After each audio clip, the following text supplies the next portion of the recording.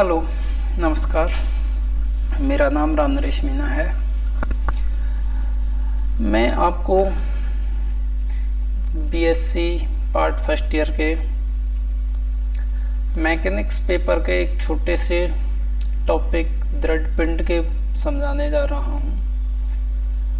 Rigid body क्या होती है उसके बारे में समझाने जा रहा हूँ। सबसे पहले हम इसकी परिभाषा को समझते हैं।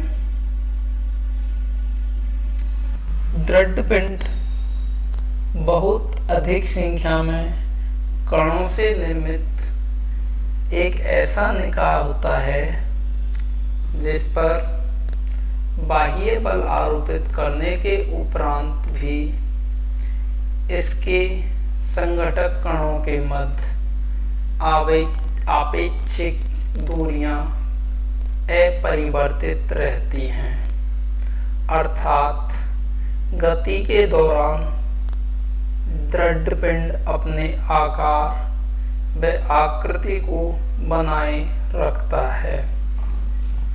सबसे पहले हम समझते हैं, माना कोई एक पिंड है, इसको दृढ़ पिंड कब कहेंगे? माना कि ये छोटा कोई पिंड है, इसको यदि मैं जूम कर दूं, बड़ा कर दूं, तो ये हो गया मेरा एक पिंड। इस पिंड को हम दृढ़ पिंड कब कहेंगे? यदि यूं माने कि ये छोटे छोटे कणों से निर्मित है। यदि ये एक स्फीयर है, गोला है, जो कि छोटे छोटे कणों से मिलकर बना हुआ है।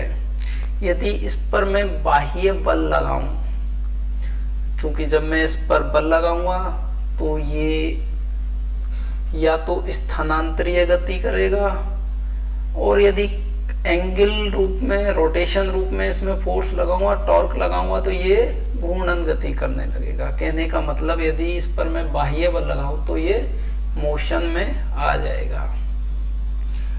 बाह्य बल लगाने के बाद भी यदि इसके जो कण है, संघटक जिनसे मिलकर बना है, उनके बीच की दूरी यदि स्थिर रहे, अपरिवर्तित रहे, तो हम इस पिंड को दृढ़ पिंड कहेंगे, रिजिड बॉडी कहेंगे।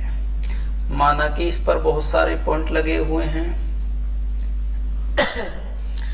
यदि मैं देखूं, फोर्स लगाने के बाद ये मोशन में है, जैसे ही मैं इस पर बल लगाता हूं इसे रोकने के लिए, तो ये रुक जाएगा। फोर्स लगाऊंगा तो ये रुक जाएगा। और यदि मैं दोबारा से इस पर पीछे से फोर्स लगाता हूं तो ये मोशन में आ जाएगा। माना कि स्थानांतरीय गति कर रहा है। तो इसके जो कण है, कोई भी दो कणों को मैं यदि देखूं तो फोर्स लगाने के बाद भी, बाह्य बल आरोपित करने के बाद भी, यदि संघटक कणों के मध्य जो दूरी है वो चेंज नहीं होती है, तो हम कहेंगे कि यह पिंड एक दृढ़ पिंड है, रिजिड बॉडी है। माना कि ये स्फीयर की जगह वो पिंड सिलेंडर ले, सिलेंडर को भी यदि मैं इसमें फोर्स लगाऊं तो ये अपनी साम्य अवस्था से मूव करेगा, स्थानांतरित होगा या घूर्णन गति करेगा, कुछ भी गति करने लगेगा। तो गति करने के दौरान यदि इस पर मैं जो पॉइंट हैं, जो कण है जिनसे मिलकर बना है, यदि वो कण पूरी क्रिया में स्थिर हैं, रिजिड हैं, तो हम इस पिंड को रिजिड बॉडी या दृढ़ पिंड कहेंगे। ऐसे यदि मैं कोन लूं, ये कोन है, इस पर माना कि कोई दो पॉइंट हैं, इन दोनों पॉइंटों को मैं देखता हूं कि बल लगाने के बाद भी ये स्थिर रहते हैं, तो हम कहेंगे कि ये बॉडी मेरी रिजिड बॉडी है, ये बॉडी मेरी रिजिड बॉडी है। तो आप समझे होंगे कि दृढ़ पिंड किसको कहते हैं। यदि बहुत अधिक संख्या में कणों से निर्मित एक ऐसा निकाय जिस पर बाह्य बल आरोपित करने के उपरांत भी इसके संघटक कणों के मध्य आपेक्षिक जो दूरियां हैं वो अपरिवर्तित रहती हैं। कहने का मतलब ये है, यदि ये गति करे, फोर्स लगाएंगे तो गति करेगा, तो गति के दौरान दृढ़ पिंड अपने आकार व आकृति को बनाए रखता है। वस्तुतः प्रकृति में कोई पिंड पूर्णतः दृढ़ नहीं है, आइडियल कंडीशन है।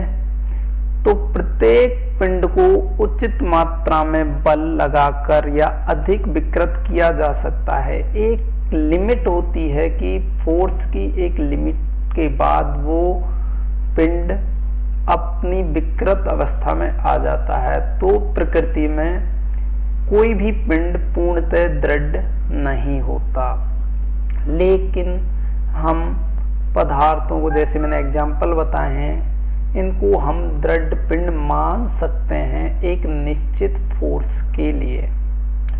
ठीक, तो मुझे उम्मीद है कि ये जो क्वेश्चन है आपको लास्ट ईयर पूछा गया है। मैं आपको बता दूं कि मैकेनिक्स के 2020 का क्वेश्चन नंबर, जो पहला क्वेश्चन है उसका चौथा पार्ट, जो 4th नंबर का शॉर्ट आंसर टाइप क्वेश्चन है, उसमें ये पूछा गया है कि दृढ़ पिंड क्या है, व्हाट इज रिजिड बॉडी। तो मुझे विश्वास है आपको ये समझ में आया होगा कि रिजिड बॉडी क्या है। ठीक है।